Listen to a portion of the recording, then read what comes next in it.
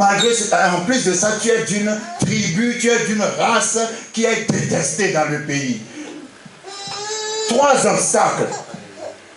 Quelqu'un franchira les 3 obstacles de sa vie. Dans le nom puissant de Jésus.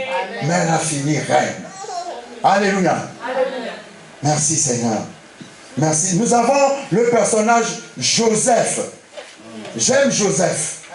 C'est mon personnage préféré dans la Bible. Joseph, à 17 ans, Genèse 37, a reçu la promesse de Dieu qu'un jour, il sera dans une position tellement élevée que tout le monde, y compris ses parents, vont se prosterner devant lui. Il est parti dire ce rêve. Et parce qu'il a dit ce rêve, ses frères étaient devenus jaloux de lui. Il y a des rêves qu'il ne faut pas dire. Amen. Amen. Alléluia. Amen. Sinon, cette personne que tu crois être ton ami, meilleur et intime, va devenir ton meilleur ennemi. Le meilleur ami va devenir le meilleur ennemi. Parce que tu as parlé de ton rêve. Quand il a parlé de son rêve, tous ses frères étaient devenus jaloux de lui. En plus, la Bible dit que son papa Jacob l'aimait beaucoup et lui avait fait un manteau, une tunique. La Bible parle de tunique de plusieurs couleurs.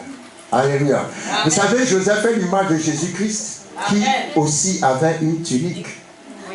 Alléluia. Amen. Et les frères étaient jaloux de Joseph comme les Juifs étaient jaloux de Jésus. Alors ils ont comploté. Ils ont pris Joseph et ils l'ont vendu. Comme les Juifs ont comploté, ils ont arrêté Jésus, ils l'ont crucifié. Ils l'ont crucifié, il était mort, comme ils ont envoyé Joseph dans un pays lointain, et ils sont venus dire à son père qu'il est mort. Alléluia. Amen.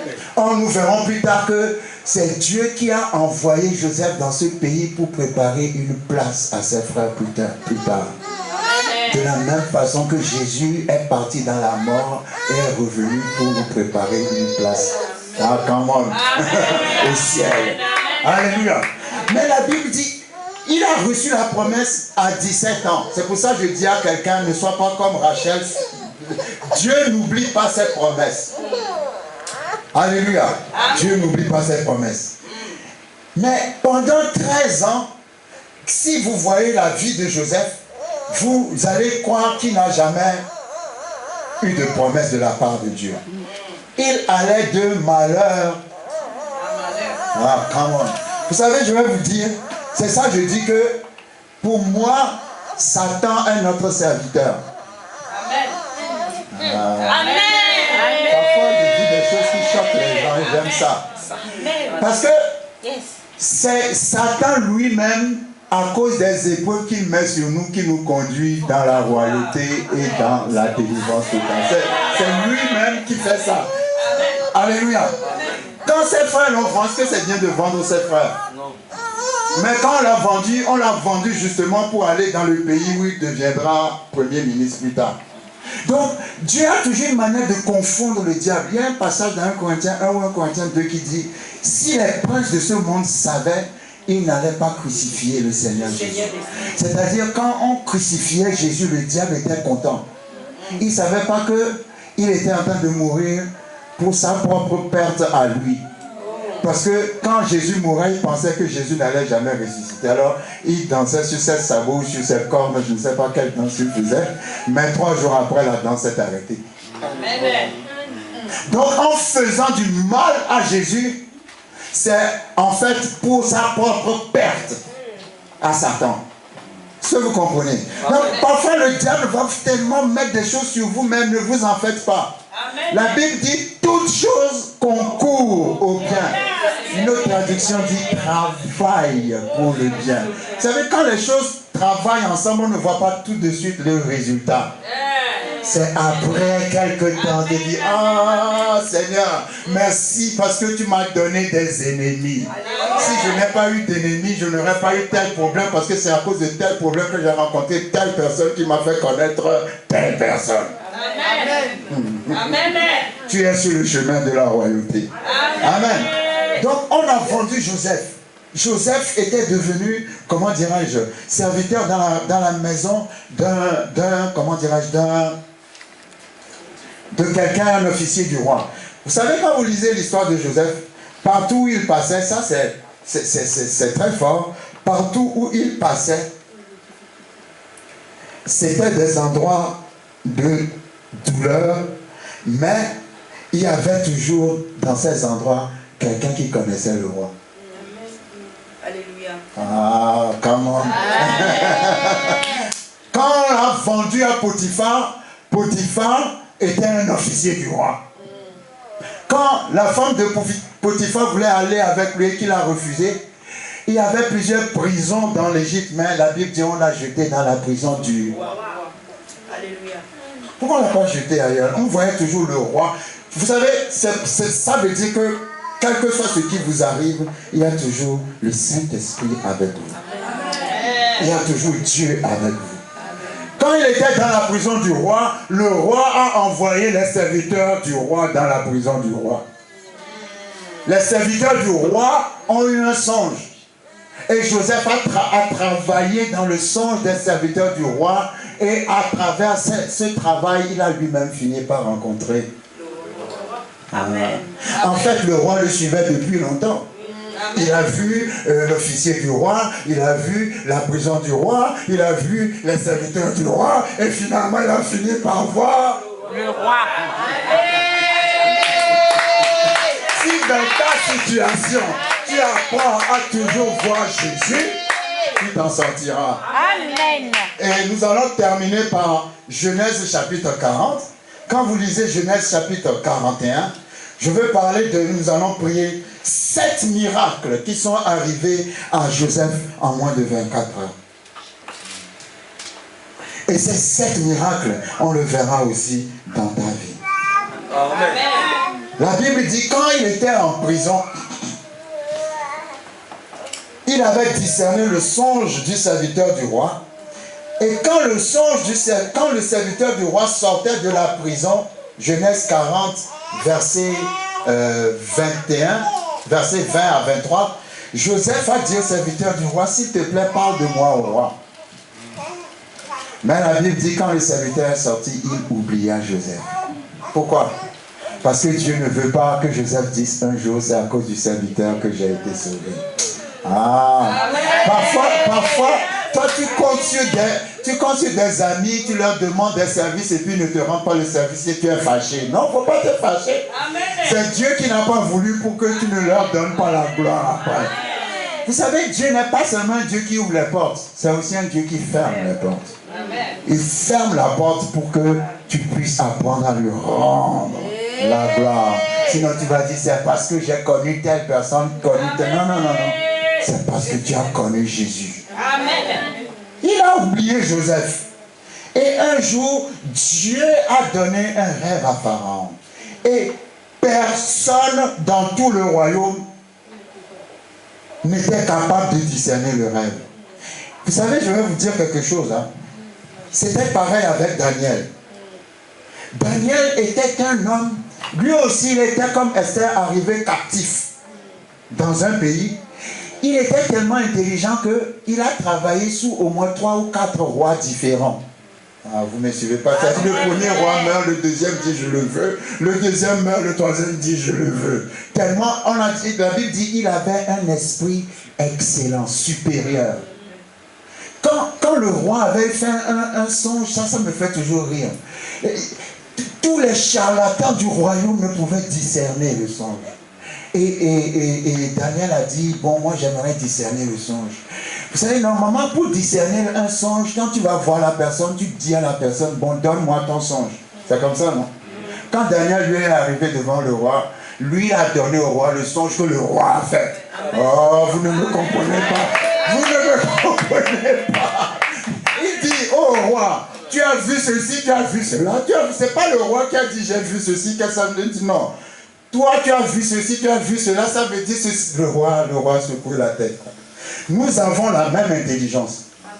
Vous savez pourquoi? Je peux même dire nous avons plus que ça. Parce que le Saint-Esprit ne vivait pas dans Daniel. Mais le Saint-Esprit vit en nous. Amen. Donc notre intelligence est supérieure à tous les voyants, les charlatans, les féticheurs, les marabouts de tout le monde entier. C'est le même esprit. le Saint-Esprit. Amen. Donc, quand personne ne pouvait discerner le songe du roi, le serviteur s'est souvenu de Joseph. Amen. Et la Bible dit, le serviteur a expliqué au roi, ah, tu te souviens, tu m'as mis en prison là-bas, j'ai rencontré quelqu'un qui m'a discerné le rêve. Et la Bible dit, Genèse 41, verset 14, premier miracle dans la vie de Joseph, Pharaon fit appeler Joseph.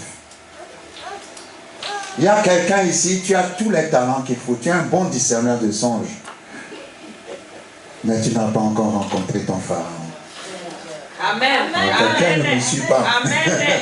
Le premier miracle, Pharaon fit appeler Joseph. Ça, c'est trop fort. Pharaon est assis en haut sur le trône et il fit appeler Joseph qui était en bas dans la prison. Quelqu'un va t'appeler. Amen. Vous avez raté. Je dis encore, quelqu'un va t'appeler. Il y a quelqu'un qui a besoin d'une connexion ici. Amen. Une seule personne. Tu n'as pas besoin de rencontrer 2, 3, juste une seule personne. Et toutes les portes vont s'ouvrir en même temps. Seigneur, merci pour cette connexion dans la vie de quelqu'un. Pharaon a appelé Joseph. Numéro 1.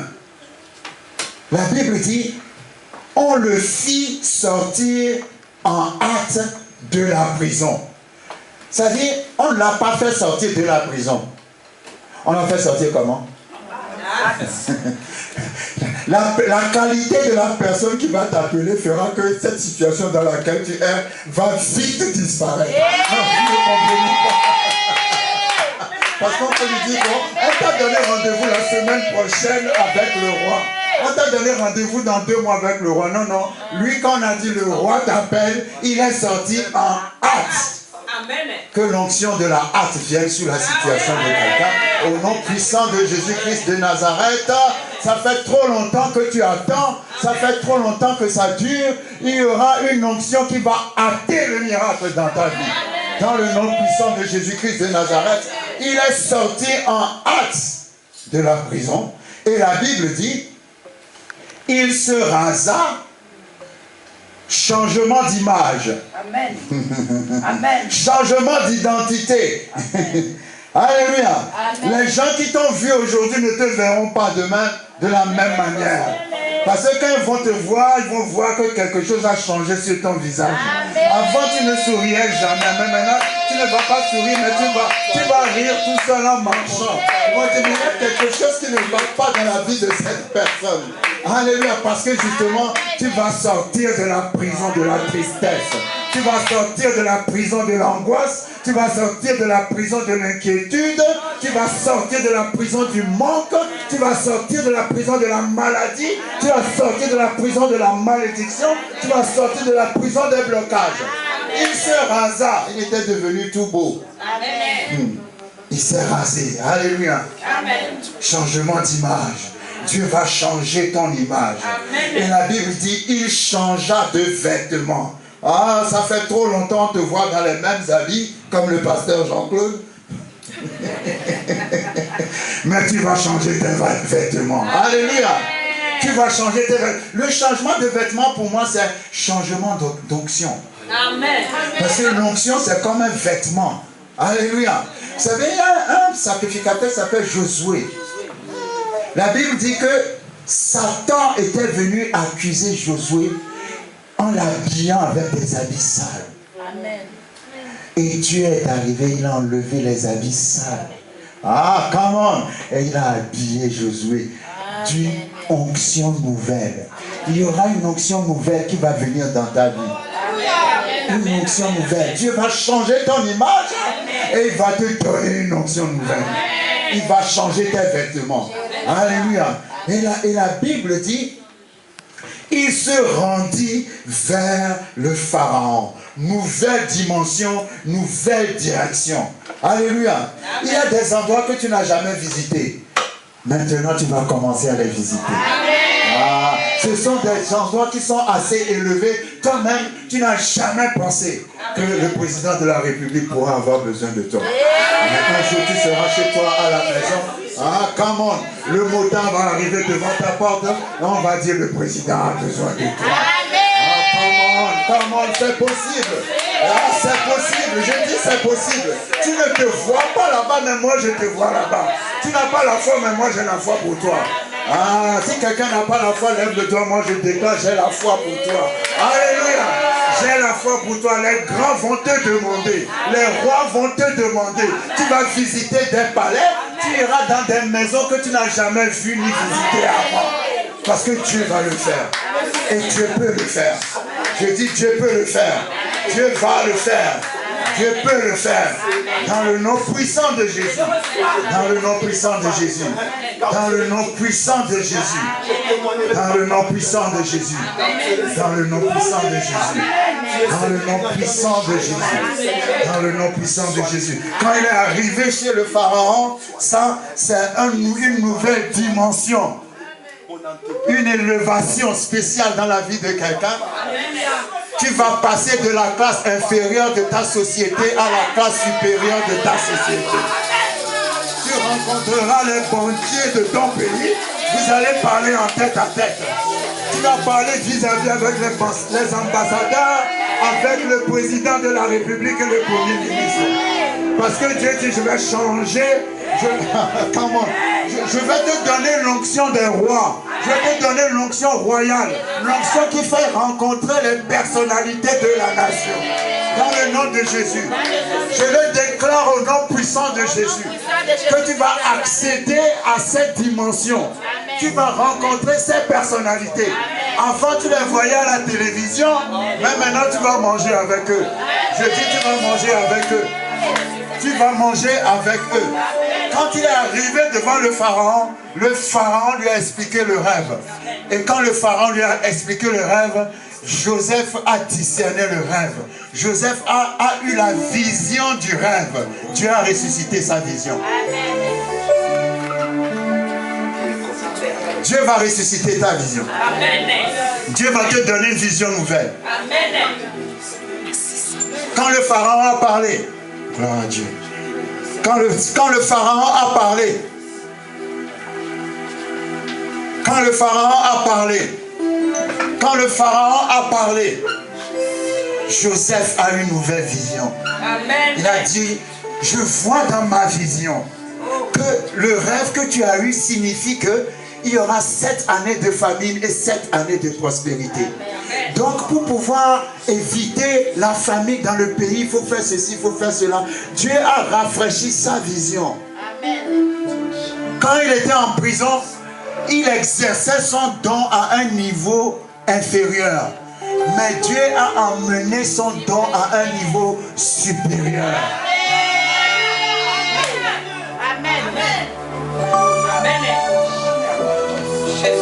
Ah, Dieu va emmener ton don à un niveau supérieur. Mais il faut avoir l'humilité de travailler d'abord avec les serviteurs du roi avant de rencontrer le roi. Tu ne peux pas rencontrer le roi sans passer par ses serviteurs. C'est parce que Joseph a travaillé dans le rêve des serviteurs qu'il a réalisé son propre rêve. Tu ne peux pas réaliser ton rêve sans travailler dans le rêve de quelqu'un. Tu dois soutenir le rêve d'un pasteur. Tu dois soutenir le rêve de quelqu'un. Tu dois soutenir la vision d'un visionnaire pour que ta propre vision puisse s'accomplir. Mais ta vision ne s'accomplira pas si tu n'as pas travaillé dans la vision de quelqu'un. Mais si tu travailles dans la vision de quelqu'un, que tu respectes cette personne, tu soutiens cette personne, ce qui va se passer, c'est que Dieu va élever ta vision. Il va élever ta vision à un point tel que la prochaine vision que tu auras, ça sera avec les rois. Ah, comment ça sera avec les rois? Quand il a fini de discerner, le roi dit, je ne vois personne à part toi pour diriger le pays. La Bible dit, le roi a enlevé son anneau pour mettre sur le doigt de Joseph. Ça s'appelle nouvelle position. Ah, comment? Nouvelle position. Dieu dit, je vais changer ta position. On ne te verra plus là où tu es. Joseph est sorti, il n'a pas fait de sciences économiques, il n'a pas fait de sciences politiques, il n'a jamais fait de sciences de je ne sais quoi. Il est sorti prisonnier, il est devenu le plus grand économiste. Amen. Alléluia. Amen. Parce qu'il avait le Saint-Esprit. Amen. Est-ce que quelqu'un me suit? Amen. Et il a régné sur l'Égypte. La Bible dit, Dieu a donné à Joseph et à sa famille la plus belle partie du pays qui s'appelle Goshen. Là où la terre est la plus fertile. Et ils ont prospéré en Égypte. Alléluia. Amen. Jacob pensait que Joseph était mort. Jusqu'au jour où il a découvert que Joseph n'était pas mort. Parce que Joseph, c'est comme Jésus qui est mort et qui a ressuscité. Alléluia. Amen. À cause de Joseph, tous les enfants d'Israël sont rentrés en Égypte. Et la Bible dit que Dieu les a prospérés. Amen. Amen. Jacob a dit à Joseph, je croyais que tu étais mort. Mais maintenant, non seulement je te vois, mais je peux voir aussi tes petits-enfants. Amen. Ah, ça c'est trop fort. Amen. Il y a des gens ici, les choses que vous croyez qui sont mortes, vous allez les voir encore. Amen. Amen.